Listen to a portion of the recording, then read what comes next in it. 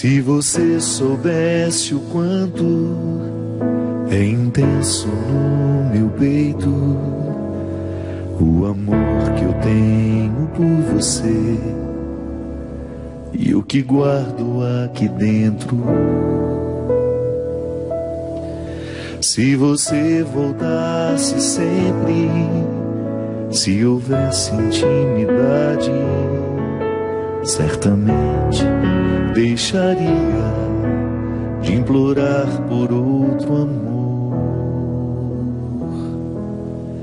Na distância é tão difícil ser amigo de alguém.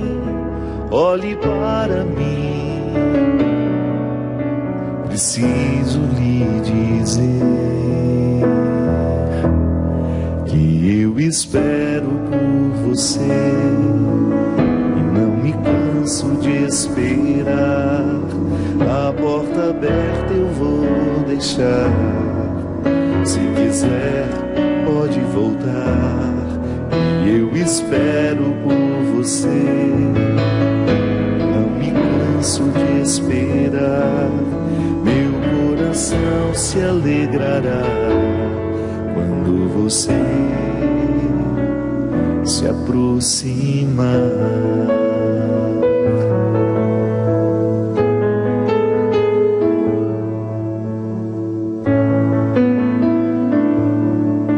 Se você se aproximasse do meu peito transpassado, se aos pés da cruz ficasse, saberia o que é o amor. Se o amor que me ofereces é tecido de palavras, eu lhe estendo os meus braços, mostro em gesto que é o amor. Na distância é tão difícil ser amigo de alguém. Olhe para mim, eu preciso lhe dizer que eu espero por você. De esperar, a porta aberta eu vou deixar. Se quiser pode voltar e eu espero por você. Não me canso de esperar. Meu coração se alegrará quando você se aproximar. Muito boa noite, é com muita alegria que nós começamos mais um programa Direção Espiritual. Obrigado pela oportunidade de entrar na sua casa, de estabelecer com você este momento de comunhão, para falar daquilo que nós acreditamos mesmo. E para mim é muito importante isso, eu sempre digo que a oportunidade de fazer o programa Direção Espiritual é falar sobretudo aquilo que eu preciso me recordar diariamente. Não estamos prontos? Aquilo que eu partilho com vocês é a dinâmica da minha vida cristã também. Hoje a gente começa com essa música nos lembrando que Deus não se cansa de nos esperar. Você sabe que como padre, um grande desafio que eu tenho é justamente convencer as pessoas de que elas são amadas por Deus. Nós acreditamos muito na nossa miséria. Nós prestamos atenção demais nas nossas misérias. Não que isso seja ruim. Prestar atenção nas misérias não é nenhum problema, pelo contrário, a gente fica atento.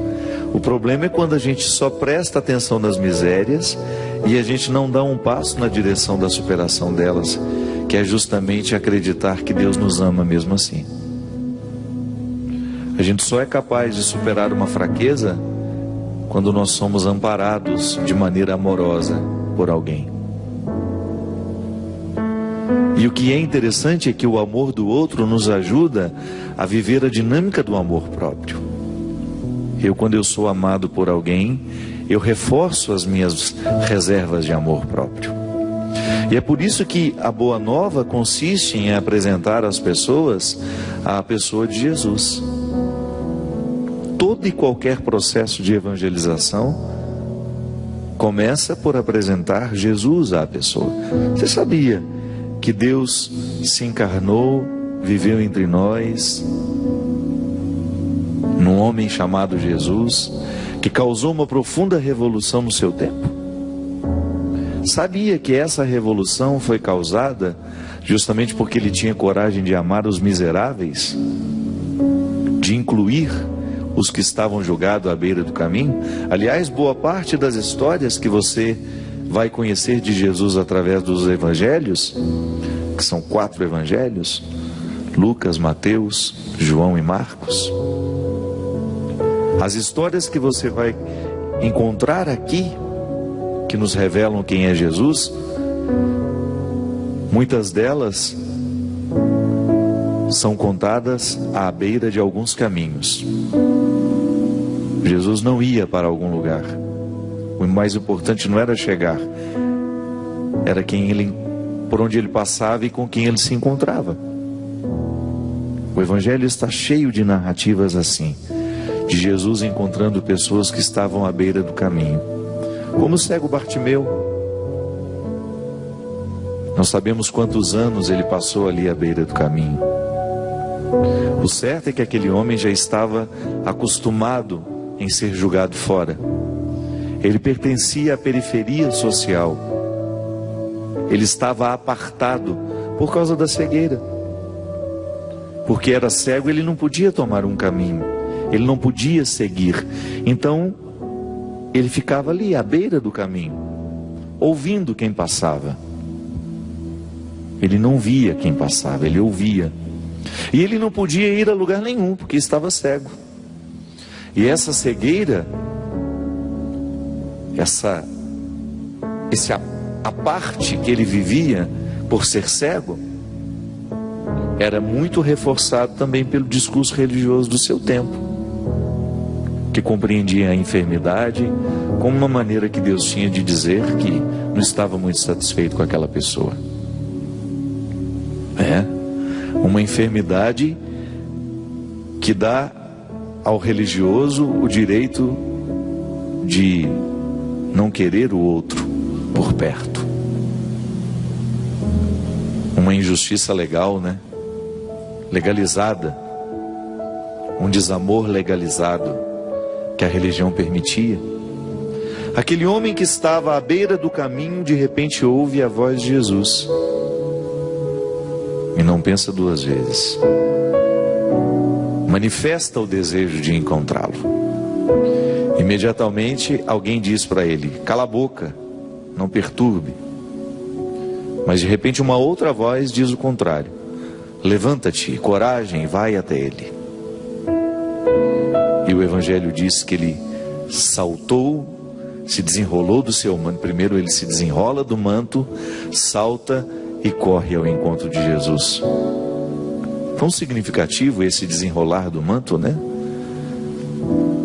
Como se ele estivesse jogando fora toda a estrutura que o mantia preso à beira do caminho. Neste manto, todo o preconceito das pessoas, todas as justificativas que este homem já havia acreditado, que lhe fixavam naquele lugar. Sim, porque vai indo, a gente acostuma. A gente se acostuma com a escravidão, a gente se acostuma com o abandono, a gente acha que a gente merece aquilo mesmo. Certamente todas as falas que foram ditas a este homem provocaram este envolvimento que está no manto.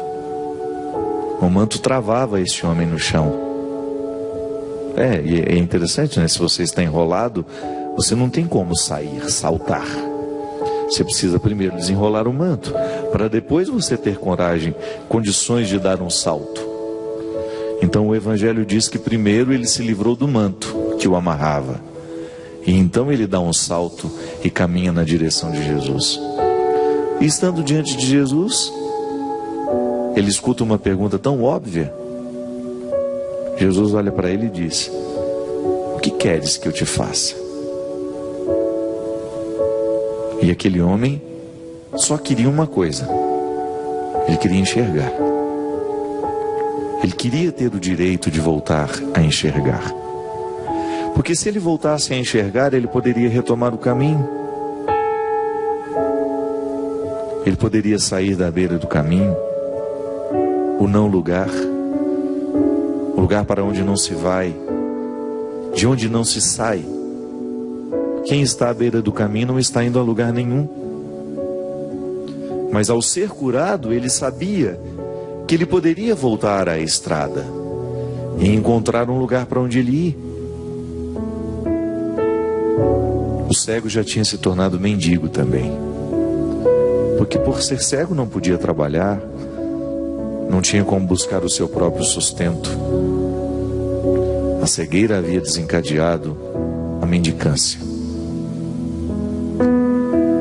E ele sabia que se voltasse a enxergar, ele perderia a escravidão do manto, ele sairia da beira do caminho, ele deixaria de ser mendigo, ele retomaria a sua dignidade. Que a dignidade não vai embora da gente, mas ela fica adormecida, né? Por causa da vida que a gente vai levando, a gente esquece que a gente é digno. É o poder do pecado na nossa vida. Ele não retira a nossa dignidade, porque é irrenunciável. A dignidade humana não pode ser retirada nem quando eu me torno um criminoso. Ela não sai de mim, mas ela fica ofuscada. E ofusca sobretudo a consciência. A ação do diabo em nós é aqui, é na mente, né? Ele vai possuindo o nosso pensamento.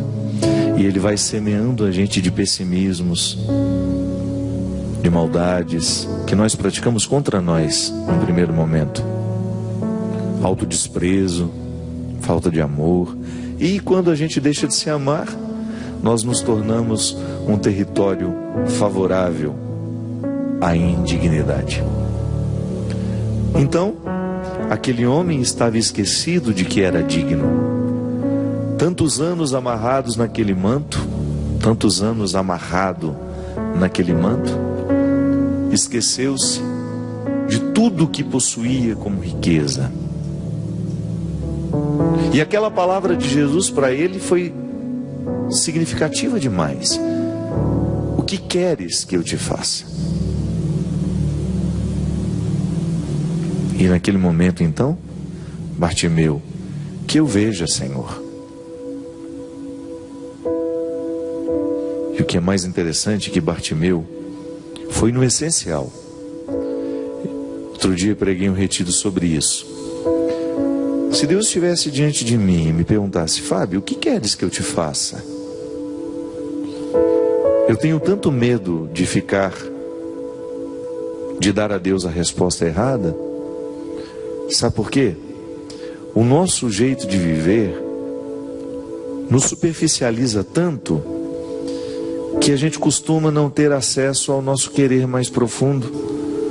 A gente só conhece os quereres à flor da pele.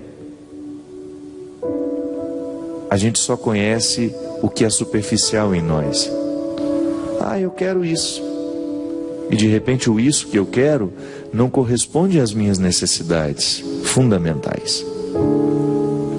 Bartimeu, por exemplo, sabe que a única coisa que ele precisa é voltar a enxergar. Isso é essencial para ele. É fundamental. E ele não dispersa o pedido.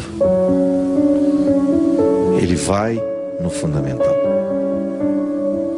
E então ele descobre que porque está pedindo um fundamental, aquilo que ele de fato precisa, Deus não lhe nega.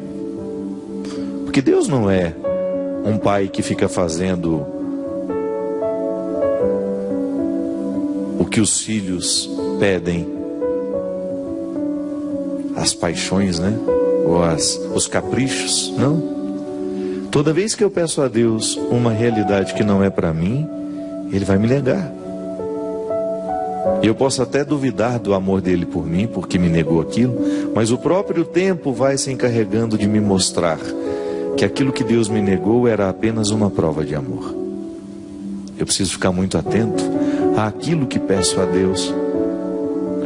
Sim, porque eu, quando estou movido pela superficialidade do querer, eu peço a Ele apenas aquilo que quero e não o que de fato preciso. E o querer precisa estar unido à minha necessidade. Por isso que eu digo que é preciso quebrar todas as barreiras que me separam do verdadeiro querer, daquilo que de fato eu preciso e quero. Em Bartimeu, o olhar de Jesus, a palavra de Jesus, quebra radicalmente todas as estruturas e vai no fundamental dele. É porque esse homem estava tão mergulhado na miséria, minha gente, que não havia tempo para a futilidade. Ele não pediu para ficar rico, ele não pediu uma casa na praia, ele não pediu o supérfluo. Ele pediu só para voltar a enxergar. Porque se ele voltasse a enxergar, tudo lhe seria dado por acréscimo. Voltar a enxergar era o milagre original que poderia gerar muitos outros depois. Mas era a origem de tudo, ele precisava enxergar. Porque se ele voltasse a enxergar, ele teria condições de sair da beira do caminho. E aquele gesto amoroso de Jesus disse a ele justamente o que essa música diz a nós hoje: que Deus espera por nós, que Deus precisa nos dar aquilo que a gente quer, aquilo que a gente precisa, mas nós precisamos desenrolar o manto que muitas vezes nos impede de chegar até Ele, o manto que muitas vezes nos prende, que nos condiciona, que nos priva de dar o salto que vai nos colocar diante do Senhor. É interessante porque Bartimeu não enxerga, ele não sabe para onde ele deve correr, mas ele ouve a voz de Jesus. Ele não vê onde Jesus está, mas ele ouve. Tanto é que o Evangelho diz: ouvindo a voz de Jesus, o cego Bartimeu começou a gritar: Jesus, filho de Davi, tende piedade de mim. Em Bartimeu a fé chega pelo ouvido. Ele acreditava que Jesus podia curá-lo, mas ele não via, ele só podia ouvir. E o que é interessante é que Bartimeu certamente já tinha escutado falar de Jesus. Ele já conhecia o poder de reintegrar que Jesus tinha. Ele jamais iria querer se aproximar de um líder religioso se ele tivesse ainda em dúvida que esse líder religioso poderia rejeitá-lo da mesma maneira como ele foi rejeitado por todos os outros que passaram pela sua vida. Porque se Bartimeu continuava à beira do caminho, é porque ele ainda não havia encontrado um líder religioso que o reintegrasse. Então, para ele se encorajar e gritar pedindo a ajuda de Jesus, é porque ele já conhecia a fama que Jesus tinha de trazer para perto dele os piores, os rejeitados, os doentes, os miseráveis, os pecadores. Sim, porque naquela época doença e pecado tinham o mesmo significado. A doença era uma manifestação do pecado. Então Bartimeu sabia muito bem. Quando ele escuta a voz de Jesus, ele sabia muito bem que ali estava alguém com quem ele poderia contar.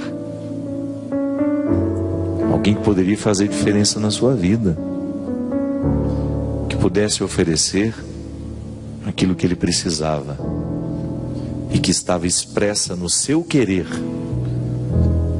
porque ele queria o fundamental. O sofrimento já havia curado tanto Bartimeu que ele já estava prontinho para a cura física dos olhos.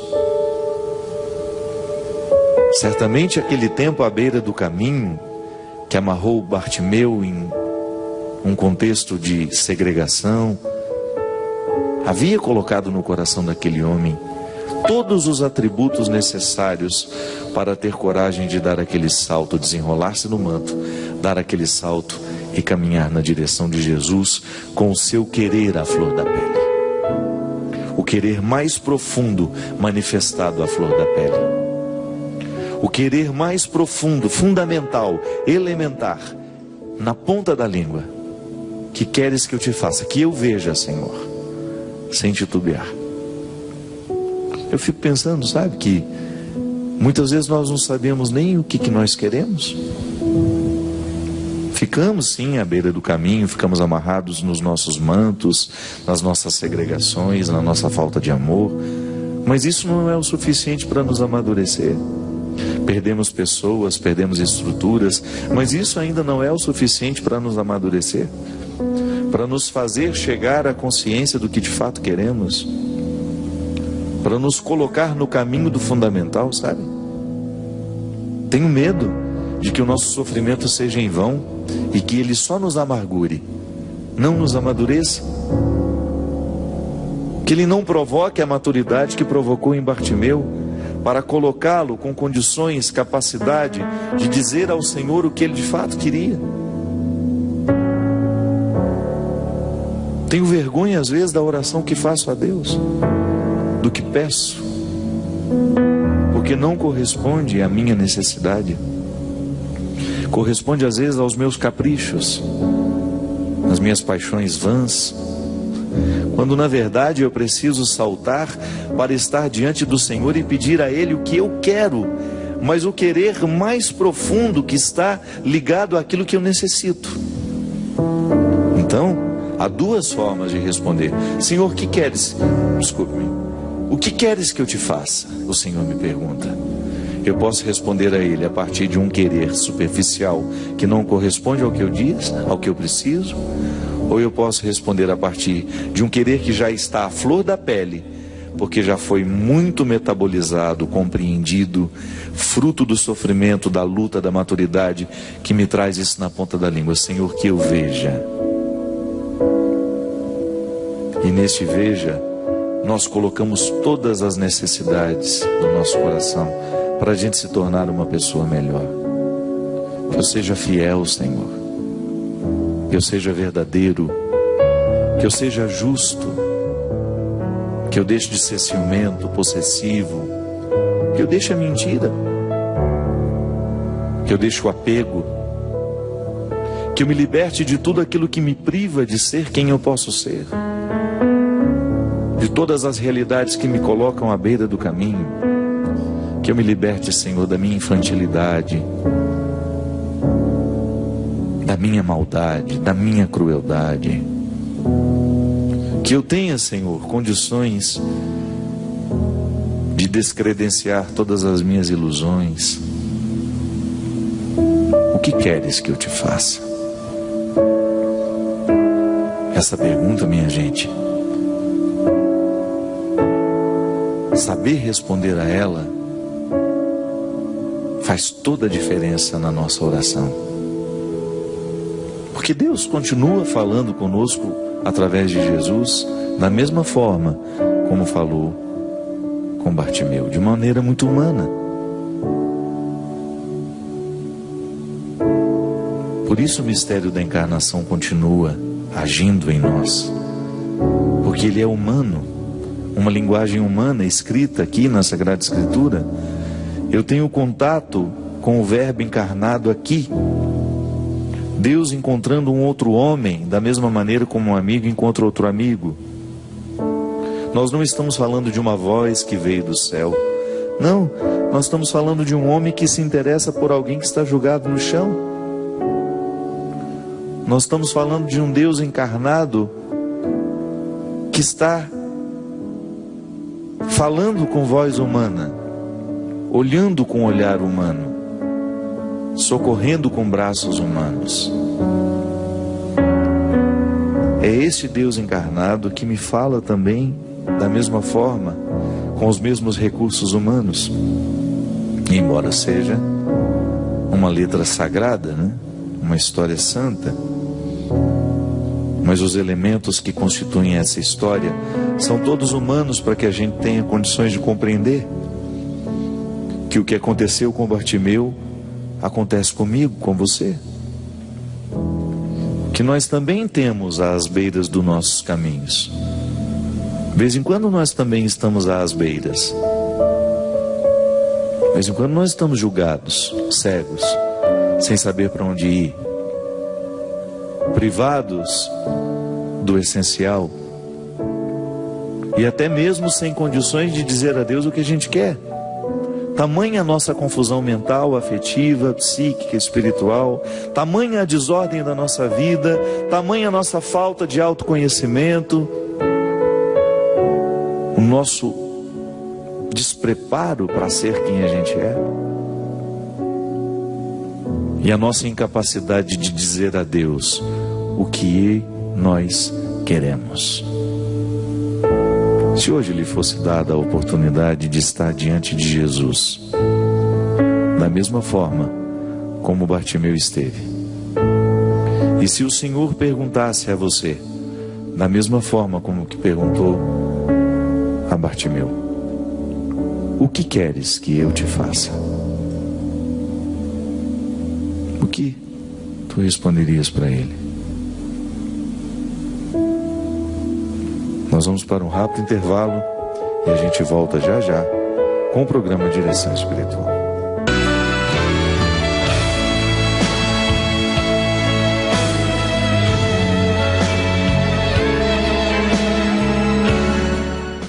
Estamos de volta com o programa Direção Espiritual. Muito obrigado pela sua companhia, muito obrigado pela sua indicação. Você que nos anuncia. O programa de Direção Espiritual vai se tornando muito conhecido através de pessoas que, ao conhecerem, vão comunicando outras. E até mesmo a Canção Nova vai se tornando muito conhecida assim. Nós falamos no primeiro bloco da necessidade que nós temos de amadurecer a nossa personalidade. É claro que a gente não corre atrás de sofrimento não, mas como ele já existe e ele faz parte do processo humano, a compreensão do próprio sofrimento nos ajuda muito a superar as barreiras da infantilidade. E nós temos este livro aqui, Quando o Sofrimento Bater a Sua Porta, que é uma obra escrita por mim, justamente refletindo sobre o poder pedagógico que o sofrimento tem na nossa vida. Então, se você está passando por um momento difícil, se você conhece alguém que está necessitando de uma leitura, que às vezes as pessoas me perguntam, padre, o que o senhor me recomenda dos livros do senhor? Já tenho quase 20 livros escritos, né? Muita gente pergunta, o que eu posso dar de presente a fulana de tal, que perdeu um filho, que está passando um momento difícil. Eu sempre gosto de recomendar o livro Quando o Sofrimento Bater a Sua Porta. E além de você ter uma leitura que vai lhe ajudar a crescer espiritualmente, você ajuda a manter essa obra. A Canção Nova, além das doações, ela sobrevive da venda dos produtos que evangelizam. O departamento audiovisual daqui, que chama-se Davi, é responsável pela distribuição. Então, se você ligar 0 operadora 12 3186 2600, você pode fazer o pedido deste livro e recebe na sua casa. Ou então, nas livrarias de todo o Brasil, o livro Quando o Sofrimento Bater a Sua Porta está à disposição. Queria convidar você que tem condições de tempo também e um pouquinho de dinheirinho sobrando, né? No dia 18 de outubro, nós vamos embarcar rumo à Polônia por uma peregrinação também organizada pela Canção Nova em parceria com a Obra de Maria. Muita gente não sabe, mas as peregrinações da Obra de Maria com a Canção Nova tem um trabalho social maravilhoso na África, de maneira muito especial em Moçambique. Você que já peregrinou com a Obra de Maria em parceria com a Canção Nova, já ajudou essas obras. É uma maneira que nós temos de também dar a nossa contribuição a este povo tão sofrido lá, povo africano, de maneira especial em Moçambique, numa missão muito bonita que a Obra de Maria tem lá. Dia 18 de outubro, nós vamos embarcar para a Polônia, vamos conhecer o Santuário da Divina Misericórdia, vamos aproveitar essa mística do Ano da Misericórdia, vamos passar também para conhecer rapidamente a República Tcheca e depois o Santuário de Nossa Senhora. É 1000 vezes admirável, né? 3 vezes, eu sempre falo 1000 vezes, gente. 3 vezes admirável, que para mim é 1000. Na Alemanha. Boa noite, seu Cristo. Eu não te cumprimentei, né? Como é que você sabe que é 3 vezes? Você é devoto dela ou não? Capelinha vai na sua casa. Por que será que eu falo 1000 vezes admirável? Tem alguma expressão? A minha portuguesinha ali falou que não tem problema, pode falar aqui. Você conhece lá, não? O santuário dela na Alemanha? Pois é, uma viagem além de mística, de muito especial, belíssima. A Polônia é um dos lugares mais bonitos que eu conheci na minha vida. Estivemos lá há 2 anos.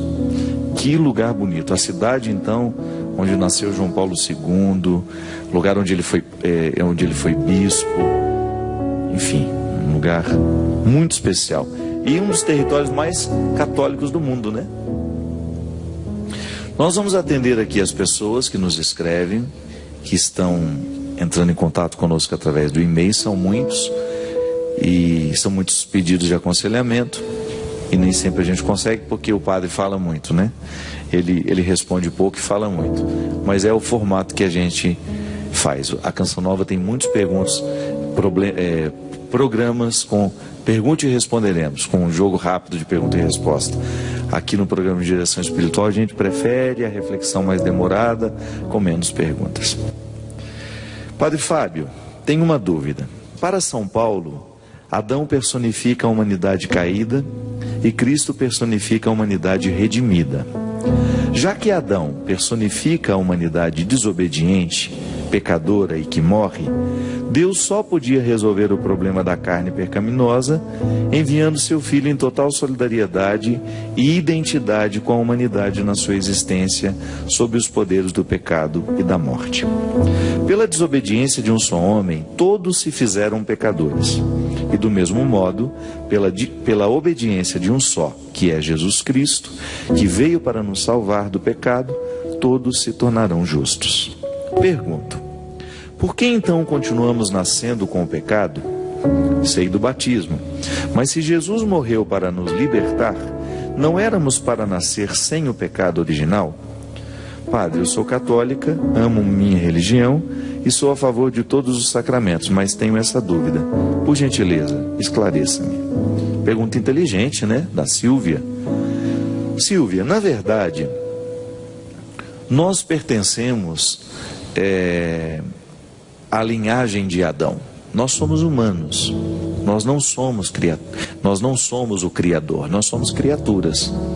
E porque somos criaturas, nós trazemos a marca daquele que é o símbolo, digamos assim, a origem de toda a fragilidade.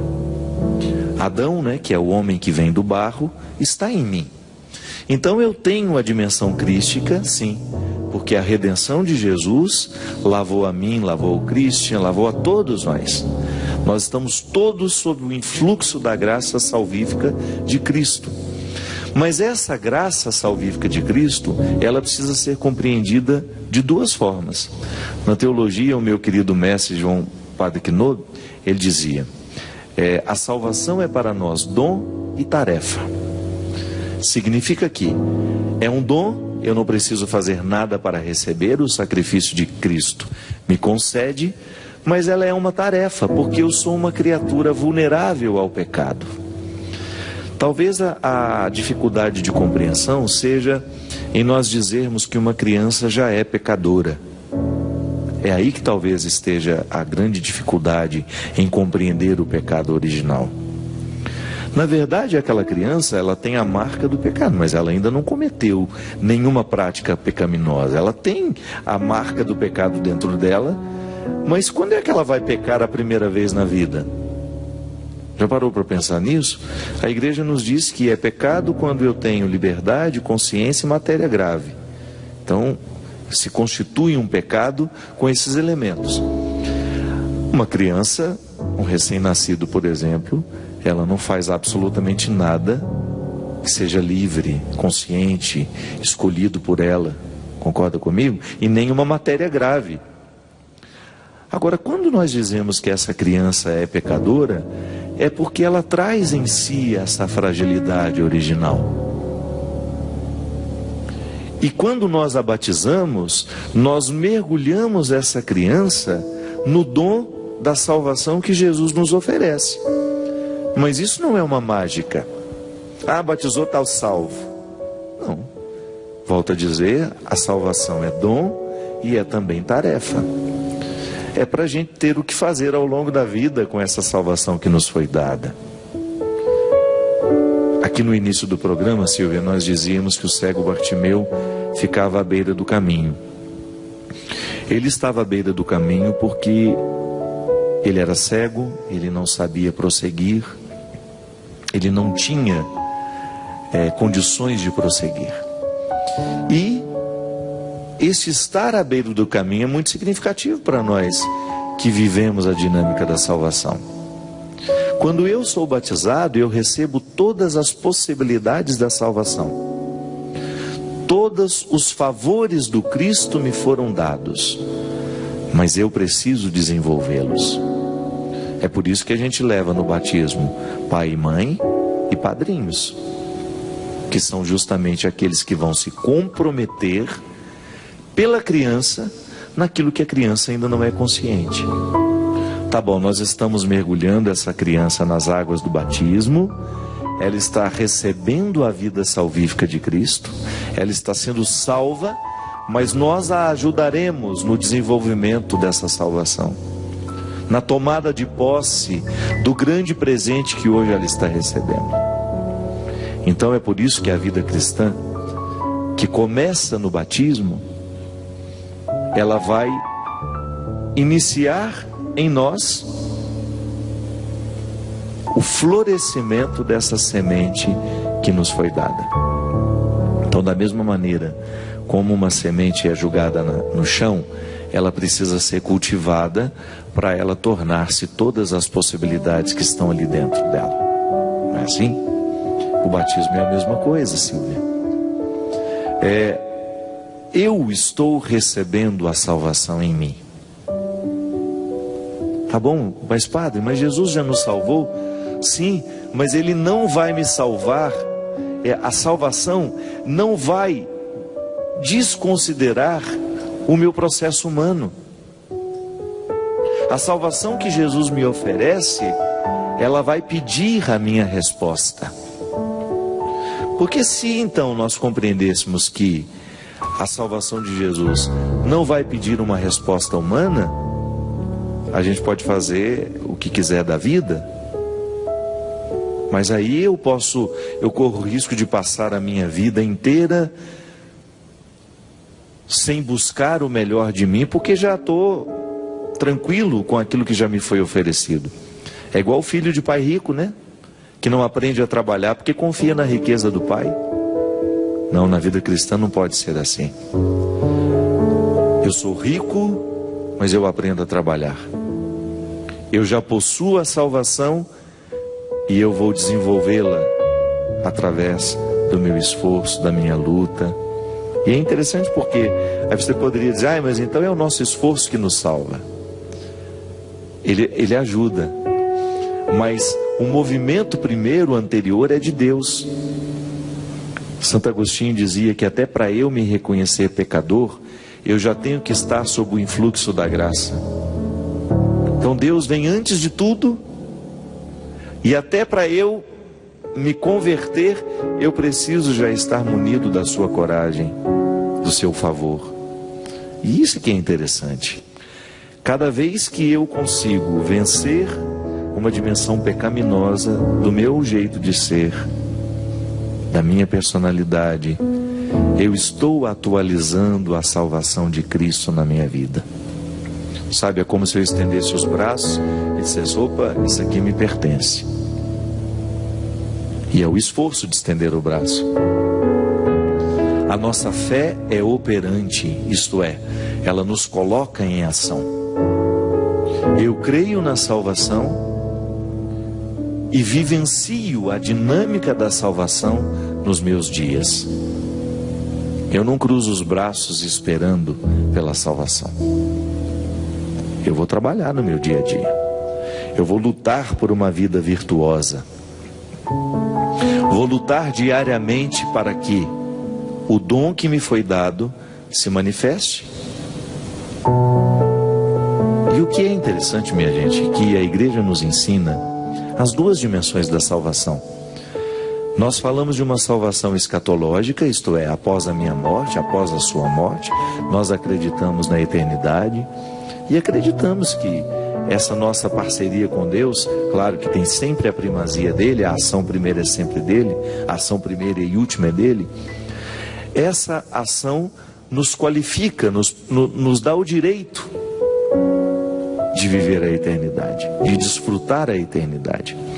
Mas a gente também tem que pensar na dimensão histórica da salvação. Quando eu opto pelo Evangelho, eu qualifico a minha vida aqui na terra.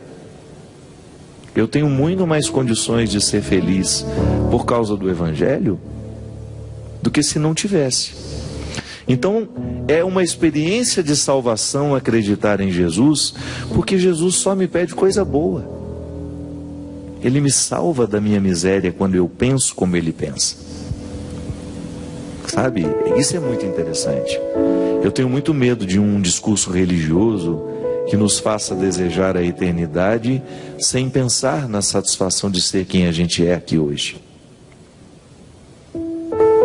Eu não posso fazer um discurso alienante que só prepare as pessoas para a vida após a morte. Não.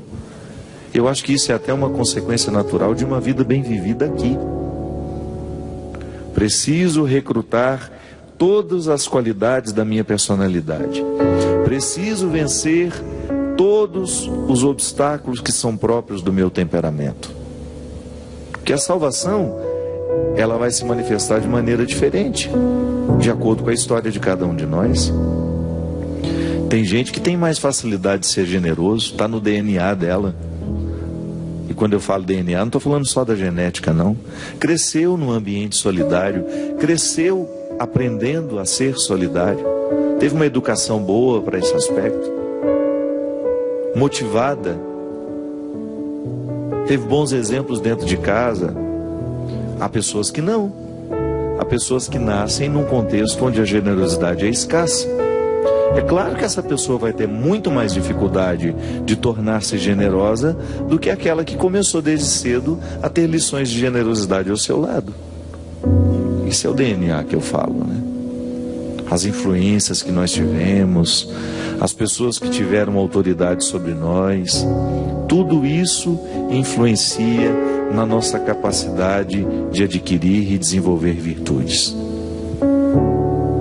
Então o Christian, ele tem a luta pessoal dele ali para ser cristão, e essa luta do Christian é diferente da minha, porque nós somos duas pessoas diferentes. Pode ser que o Christian tenha muito mais facilidade do que eu de vencer os defeitos, por causa da história. E é por isso que é interessante que Deus conta tudo isso. Deus é justo, Deus é misericordioso, Deus é amoroso. Deus enxerga aquilo que nós não enxergamos. E por isso que é tão perigoso a gente ficar dizendo você está salvo, você está condenado, por causa do estilo de vida que a gente consegue ver. Quem garante que aquele estilo de vida ali, que aquela pessoa está vivendo, é o máximo que ela conseguiu? Quem nos garante que aquela pessoa teria condições de ir além do que já foi? Porque faltou instrumental humano ao redor. Tantos criminosos se tornaram criminosos justamente porque lhes faltaram oportunidades de serem melhores. É por isso que a gente tem que travar a nossa língua para os julgamentos, viu? O mistério humano é muito mais profundo do que nós imaginamos. A coisa mais fácil que tem é a gente olhar para o outro e fazer um julgamento dele. Mas a gente não sabe o que o levou a ser daquela forma. Os condicionamentos sociais e até mesmo os determinismos genéticos. Sim, nós temos algumas determinações genéticas. Pessoas que têm uma facilidade à violência, porque geneticamente trazem isso. A ciência já consegue falar disso, já consegue nos explicar isso. E o discurso religioso não pode desconsiderar as descobertas científicas acerca do ser humano. Nós fazemos um discurso para humanos, nós estamos fazendo um discurso sobre nós. Se esse discurso religioso não considera as questões humanas, ele é alienante, ele é desnecessário. E o pior, ele se torna desacreditado. Então por exemplo, para eu me tornar cristão, Silvia, eu posso ter desafios diferentes dos seus, porque nós somos duas pessoas diferentes. Pode ser que você tenha condicionamentos que eu não tenho, pode ser que eu tenha condicionamentos que você não tem, e é por isso que eu preciso ter paciência com você e você comigo. É por isso que eu preciso lhe respeitar e você me respeitar. Agora, o nosso respeito será sempre motivador. Eu, como cristão, sendo seu irmão, que nunca lhe vi, e sendo padre para você nessa noite que você me dá o prazer de ser, ao dividir comigo uma dúvida sua, eu ter a oportunidade de entrar aí na sua mente, no seu coração, e lhe falar alguma coisa sobre o pecado original, e você de repente colocar credibilidade naquilo que eu estou lhe dizendo, nós nos auxiliamos nas conquistas da salvação. O programa de direção espiritual mesmo nós comemoramos aqui há pouco tempo 10 anos. São 10 anos promovendo a salvação na vida das pessoas através da reflexão. E nós acreditamos nisso mesmo. Nós temos muitos defeitos. Mas Deus ultrapassa todos eles e age de maneira poderosa na vida de quem nos assiste. Quantas pessoas foram libertadas enquanto assistiam o programa de direção espiritual de situações pecaminosas, de condutas pecaminosas, de pensamentos pecaminosos. Então ali, aquele pecado original que está em mim, que está em você, em todos nós, ele perde a sua força porque houve uma ação salvífica em nome de Jesus. Então a gente recruta todas as forças do Cristo e atualiza em nós. Não é fantástico, Silvio? Aí a gente modifica essa visão pessimista que às vezes a gente tem de nós mesmos. A gente precisa pensar que Deus não perde a oportunidade. Toda e qualquer oportunidade que Ele tem na nossa vida, Ele nos arranca da beira do caminho. Porque Ele nos quer caminhando. Ele nos quer desbravando horizontes, construindo um futuro feliz. Sim, a ação de Deus na nossa vida é sempre nos despertar para que a gente tenha coragem de sair da beira do caminho. Vamos caminhar, vamos buscar um futuro melhor para nós. Não podemos perder tempo, não. Eu sei do pecado que me habita, você sabe do seu. Mas é apenas um detalhe a ser observado, porque o que prevalece em mim é a graça divina. E essa é a partir do filtro dessa graça que eu olho para o meu pecado. É por isso que eu não me desanimo, porque o dia que eu começar a olhar para mim através do filtro do pecado, eu vou me tornar uma pessoa pessimista. A partir do momento que eu olhar para o outro com o filtro do pecado, eu vou me tornar uma pessoa preconceituosa, eu vou me achar melhor que ela. Agora, se eu coloco o filtro da graça de Deus, da ação salvífica de Jesus, eu começo a ter uma visão diferente da minha miséria. Eu começo a ter uma visão diferente da miséria do outro. Eu vou me sentir muito mais desejoso de colaborar do que prejudicar. Porque eu sei que a mesma fraqueza que está em mim está ali. E nós precisamos juntos promover, destravar essa ação salvífica que já está em nós, porque apesar de sermos pecadores, nós também somos redimidos. Somos novas criaturas, como dizia São Paulo. Fazemos novas todas as coisas. Sim, porque se Deus faz novas todas as coisas, eu também tenho este poder, porque foi Jesus que me disse, através dos discípulos, é claro. Eu me coloco lá naquele grupo. Olhai para as coisas que eu faço, e podereis fazer ainda maiores. Preste atenção naquilo que eu estou fazendo, nos milagres que eu promovo, nas transformações que eu realizo. E vocês, como igreja depois, como líderes, como cristãos, poderão fazer ainda maiores. Não é fantástico isso? Então, essa conversa é comigo e é com você, viu? Que está aí à beira do caminho também. que às vezes é muito parecido com Bartimeu, cego, enrolado no manto, reclamando da vida. Deus lhe quer na luta, buscando o seu espaço no mundo. E o mais bonito, fazendo ir com você aqueles que estão parados. Porque depois que a gente é transformado, nós não vamos ficar indiferentes àqueles que estão à beira do caminho. Onde existe um ser humano transformado, ali ele estará transformando também. Porque Deus age em mim assim. Ele transforma a minha vida e me motiva a transformar a vida de quem passar pelo meu caminho. E se hoje você passou, eu tenho a graça de arrancar o manto com você. Sim, porque eu também vivo assim às vezes, amarrado no manto dos meus preconceitos, dos meus medos, do meu pecado, da minha cegueira. E aí, a gente dá um salto, caminha na direção de Jesus, olha nos olhos dele e escuta a frase: o que vocês querem que eu faça a vocês? Que a gente veja, Senhor, que a gente ande, que a gente seja curado das nossas misérias, do nosso pecado. Porque se assim for, nada mais nos faltará. Muito obrigado pela sua companhia. Obrigado pela oportunidade de retirar os mantos do meu coração e de ajudar você também hoje, nessa noite, através dessa reflexão, a arrancar os seus também. Não se prenda.